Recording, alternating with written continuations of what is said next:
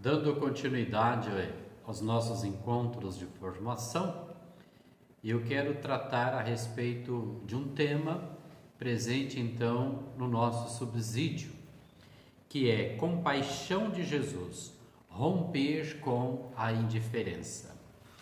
E começamos com o seguinte tópico. Diz o texto assim: se por um lado o olhar da indiferença gera tanto mal, o olhar da compaixão pode fecundar o bem no coração humano e conferir verdadeiro sentido à vida. A parábola do bom samaritano, o olhar que Jesus nos ensinou, é o olhar daquele que se compromete com o outro. Um olhar interessado, não em si mesmo, mas no bem do próximo, seja ele quem for, simpático ou antipático, de qualquer etnia ou religião, amigo ou inimigo. O olhar da compaixão gera um permanecer com, uma presença que salvaguarda, cuida e transforma a vida de quem mais precisa. Somente olhando este parágrafo, nós percebemos aqui quanta riqueza que nós podemos aprender dessa experiência com Jesus. A maneira como Jesus olha para as pessoas. E o próprio texto diz com compaixão. Diferente muitas vezes de um olhar que nós humanos temos. Muitas vezes nós olhamos para as pessoas com uma certa indiferença. E aí esta pergunta vem: por que nós enxergamos as pessoas com indiferença e não temos um olhar para as pessoas, a exemplo de Jesus, com um olhar de compaixão? Porque muitas vezes nós somos levados por situações que a gente coloca o preconceito à nossa frente. E o preconceito nos leva a ter certos julgamentos. E quando nós julgamos o outro, fica difícil da gente enxergar no outro aquilo que ele traz em si, a própria imagem de Cristo. Por isso que muitas vezes nós somos pessoas que selecionamos, somos pessoas seletivas. Este merece, este não merece. Este pode, este não pode. Este é bom, este é ruim. Quem tem olhar de compaixão, olha para todos justamente com um único objetivo: todos merecem amor, todos merecem apoio, todos merecem uma oportunidade. E a forma como nós enxergamos o outro é que nos coloca numa proximidade. Fazer-se próximo do outro, fazer-se um com o outro, começa nessa experiência como nós enxergamos. Por isso, então, esta grande lição: enxergar o outro com compaixão. Como é que você tem observado, enxergado, visto as pessoas que estão ao seu redor? Começar pela sua família, na comunidade a qual você faz parte, no teu ambiente de trabalho, no bairro onde você mora. Você está tendo esse olhar de Jesus? O outro parágrafo nos diz assim: não se trata apenas de um olhar de comiseração ou de dó, mas sim de um olhar compassivo que reconhece a dignidade de cada um e procura resgatar a imagem e semelhança no rosto de homens e mulheres desfigurados pelo pecado. Esse é o olhar de Deus manifestado em Jesus Cristo. O olhar de Jesus é revelador do olhar trinitário de um Deus que gera vida e amor. É por isso que, neste tempo, nós somos convocados a exercitar esse olhar de Jesus. Somos interpelados a transformar nosso modo de ver, sentir, conviver, conformando-se à verdade que Ele nos ensinou. Duas coisas nos chamam a atenção neste parágrafo, minha querida irmã. Veja bem, a maneira como as pessoas enxergam os outros, infelizmente, é naquele sentimentalismo de dó, de pena. Muitas vezes esta atitude não leva a nada. O que adianta você ter dó e não fazer nada? O que adianta você ter pena de alguém que está sofrendo e não estender a mão, não dar uma palavra amiga, não rezar? A compaixão, ela é comprometedora, porque ela nos obriga a sair de nós mesmos para irmos ao encontro do outro. A compaixão nos compromete a encontrar caminhos para que a gente possa amenizar o sofrimento daquela pessoa que está diante de nós. Então, como cristão, não é que a gente tem que ter uma experiência sentimentalista, mas ter uma experiência de compaixão. A segunda coisa que nos chama a atenção neste parágrafo é o finalzinho, que para a gente dar este passo na vida, a gente precisa passar por um processo de transformação. Transformar em quê? Modo de ver, tem que purificar o nosso olhar. Lembra que eu falei agora de pouco? A nossa dificuldade de enxergar o outro é por causa do nosso preconceito, é isso que gera indiferença, então tem que purificar a nossa maneira de ver o outro. Depois de sentir, né? Tudo, as nossas experiências humanas, vem tudo pelo sentir, sentimento aqui, ó, coração. O que você está sentindo diante daquilo que está à tua frente? Depois, o conviver. Esse aqui é o ponto até mais importante dentro deste contexto. Se a gente não convive, se a gente não se torna próximo, se a gente não tem uma relação muito pessoal com aquele que está diante de nós, se torna uma coisa muito mecânica, muito fria, muito superficial. Então a convivência é fundamental. Por isso que Jesus havia dito assim que onde 2 ou 3 estiverem reunidos no meio, ele estará no nosso meio. Então, a gente precisa, entre eu e o outro, para que essa convivência possa ser produtiva e possa realmente gerar esta compaixão, a gente tem que ter essa espiritualidade de Jesus no nosso meio. O outro parágrafo, também muito bonito, nos diz assim: somos chamados a iluminar nosso olhar com o olhar do Cristo, que do alto do madeiro viu e perdoou todos os pecados e nos salvou por sua misericórdia. Pai, perdoa-lhes, eles não sabem o que fazem. Lucas 23, versículo 34. Esse novo olhar precisa gerar e promover vida, defendê-la e dela cuidar, desde a fecundação até a plenitude. Não somente a vida humana, mas também todas as outras formas de vida, respeitando e preservando a natureza. O Espírito Santo, Senhor que dá vida, é o auxílio que garante a continuidade do olhar de Cristo no nosso olhar e nos impulsiona a ver a dignidade humana e de toda a obra da criação conforme o beneplácito de Deus. Assim, ainda que vejamos ameaças à vida, existem também muitos olhares de compaixão, ternura, amor, solidariedade, carinho. Olhares de fraternidade. Muitas vezes nós temos um erro de pensar que a experiência da compaixão é só em relação ao humano. Mas este parágrafo, e também iluminados pelos ensinamentos do Papa Francisco, nos convida a ter uma amplitude na maneira do nosso relacionamento com a vida. E quando falamos vida, a gente engloba um espaço maior. Então é o humano, a natureza, o mundo.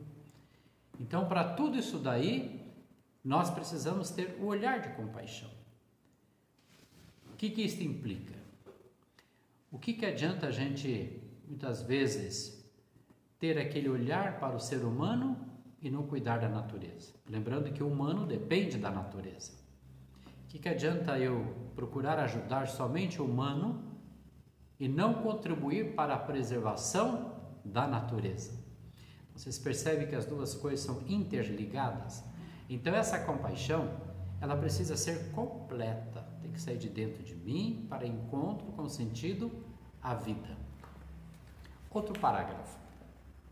Em uma época na qual a indiferença vai tomando conta das consciências e dos corações, este tempo se mostra como tempo importante para a reflexão sobre a misericórdia e a compaixão. Neste período, podemos mergulhar no mistério que nos conduz para a paixão, morte e ressurreição de Jesus Cristo, na medida que nos propomos a uma sincera conversão.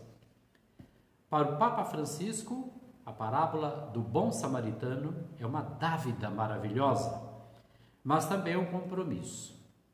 E diz o Papa Francisco assim: a cada um de nós, Jesus repete aquilo que disse ao doutor da lei: vai também tu faz o mesmo.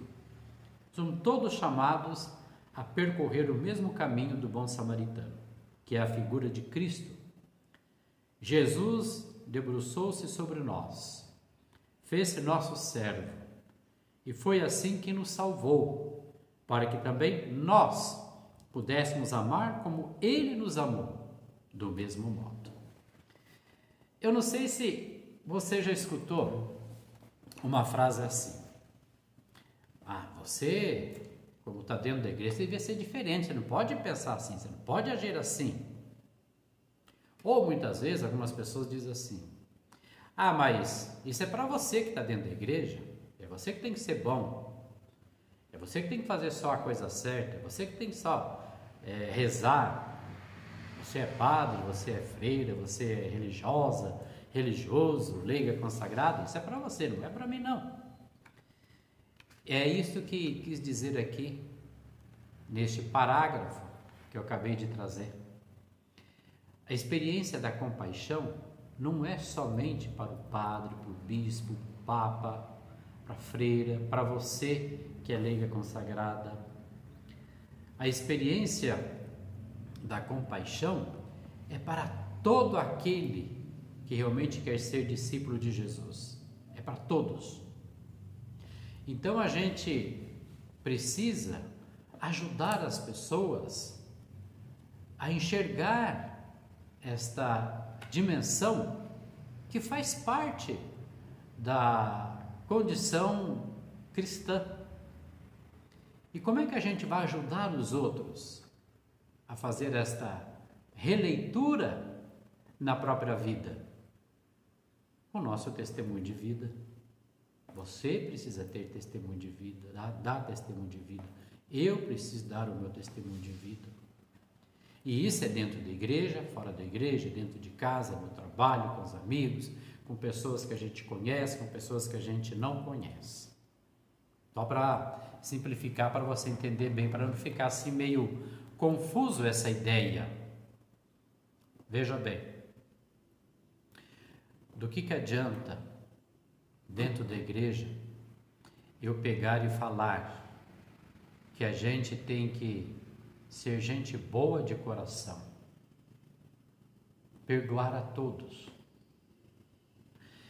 E eu saio da igreja e eu encontro uma pessoa que talvez me ofenda. Aquilo traz sofrimento para a minha vida, mas também traz sofrimento para aquela pessoa que me ofendeu. Se ali eu não dou perdão para aquela pessoa, não resolveu nada aquilo que eu falei de amor dentro da igreja. Então o meu ato de perdão é um testemunho e que pode ajudar tanto aquela pessoa como outros que estarão observando assumir esse compromisso da compaixão. Deu para entender mais ou menos como que é esta realidade, esta situação? Muito bem, continuemos outro parágrafo. Nessa mesma audiência, o Papa nos faz refletir sobre a centralidade dessa parábola. Trata-se exatamente do versículo 33. E o que fala o versículo 33? Encheu-se de compaixão. E assim explica o Santo Padre Papa Francisco. Ele diz assim: o seu coração, as suas vísceras comoveram-se. Eis a diferença. Os outros dois viram, mas seus corações permaneceram fechados, insensíveis. Ao contrário, o coração do samaritano estava sintonizado com o coração do próprio Deus. Com efeito, a compaixão é uma característica essencial da misericórdia de Deus. Deus tem compaixão de nós. E o que isso significa? Padece ao nosso lado, sente os nossos sofrimentos. Compaixão quer dizer padecer com. O verbo indica que as vísceras se movem e estremecem à vista do mal do homem. Nos gestos e ações do bom samaritano, reconhecemos o agir misericordioso de Deus em toda a história da salvação. Deus tem compaixão, é compaixão, e Ele tem compaixão com toda a humanidade. E se você for ler a história da salvação, você vai perceber isso daí implícito. E quando Deus cria o homem, o faz à sua imagem e semelhança. E criando o homem, a sua imagem e semelhança, isso significa o quê? Que todos nós também precisamos ter esta mesma virtude divina, a compaixão. Outro parágrafo. Acolher essa proposta de vida cristã exige uma autêntica resposta às seguintes perguntas: estou disposto a fazer o mesmo? Quero concretizar para os irmãos e irmãs a mesma compaixão e cuidado que o Senhor tem para comigo? Estou disposto a não ignorar ninguém que me pede ajuda, apoio, socorro, presença, consolação? Se cada um de nós não se fizer essas perguntas, pelo menos uma vez na vida, não poderá dizer que tem verdadeiramente fé. E talvez não poderá nem dizer que é efetivamente humano enquanto imagem e semelhança de Deus. Dizer que tem fé, mas não tem compaixão, alguma coisa está errada. Porque a compaixão é o fruto da fé. E se tem a fé e não tem a prática das boas obras, é uma coisa oca, não tem nada por dentro. Então eu, como padre, não posso ser assim, e você que me escuta também não pode ser assim. A gente precisa estar cheio do amor de Deus, para poder transmitir o amor de Deus, para ajudar as pessoas a encontrar-se com este amor de Deus. O outro parágrafo: quem ama, viu a Deus, porque Deus é amor. Primeira carta de João, capítulo 4, versículo de 7 a 16. Fomos criados pelo amor e para o amor. Nossa vida assume sentido quando abrimos nosso coração ao outro, de modo especial ao outro que sofre, que é pobre, abandonado, esquecido às margens de uma sociedade de indiferença e da exclusão. O que acontece com uma pessoa que só pensa em si mesma? O que acontece com uma sociedade em que o egoísmo, o individualismo, o consumismo, a indiferença e o ódio tendem a predominar? Será que precisaremos de muitas outras provas, de raciocínios complicados, para concluir que pessoas egoístas e sociedades indiferentes constroem sombras e mortes? Creio que este parágrafo não precisa de muito comentário, não. A base da vida, do relacionamento, de realização de projeto, está na experiência do amor.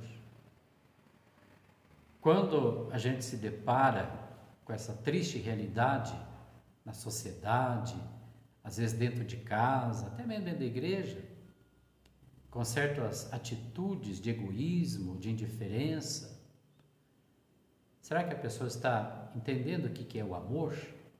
A pessoa está vivenciando essa realidade do amor? Continuemos. Outro parágrafo. Somos discípulos e amigos do ressuscitado. Estamos a serviço da vida. Por isso não nos fechamos em nós mesmos.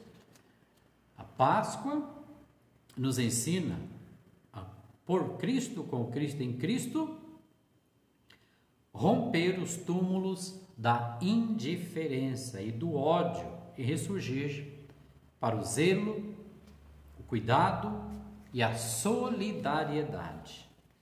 O que acontece em nosso coração quando praticamos o bem? De onde vem a força para compartilhar do pouco que se tem com quem tem menos ainda? O que leva uma pessoa a se esquecer totalmente de si e acolher as grandes causas pela transformação do mundo? Um prato partilhado, um agasalho oferecido, incompreensões sofridas, agressões e repressões, noites em clara, vidas entregues até o martírio, fracos com os fracos. Levamos alimento noturno para quem vive nas ruas, e diante deles não reconhecemos seus rostos à luz do dia. Entramos nas cadeias, separando o pecado do pecador.